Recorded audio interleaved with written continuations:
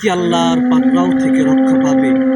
তুমি কি একটু ভেবে দেখেছো, যদি আল্লাহর দায়িত্ব থেকে একটু অবসর নিত, তাহলে পৃথিবীর চন্দ্র সূর্য, আলো বাতাস সকল কিছু বন্ধ হয়ে যেত।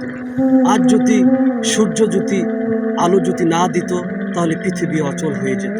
আর যদি আমরা অক্সিজেন যদি না গ্রহণ করতে পারতাম, তাহলে তুমি আর আমি বাঁচতে পারতাম। তাহলে তুমি কেন আল্লাহর দায়িত্ব থেকে সরে গিয়েছো?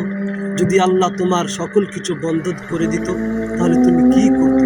এজন্য আল্লাহর দায়িত্ব থেকে অবশ্যই কি আল্লাহর পাকড়াও থেকে রক্ষা পাবে? তুমি কি একটু ভেবে দেখেছো, যদি আল্লাহর দায়িত্ব থেকে একটু অবসর নিত, তাহলে পৃথিবীর চন্দ্র সূর্য, আলো বাতাস সকল কিছু বন্ধ হয়ে যেত। আর যদি সূর্য যদি আলো যদি না দিত, তাহলে পৃথিবী অচল হয়ে যেত। আর যদি আমরা অক্সিজেন যদি না গ্রহণ করতে পারতাম, তাহলে তুমি আর আমি বাঁচতে পারতাম। তাহলে তুমি কেন আল্লাহর দায়িত্ব থেকে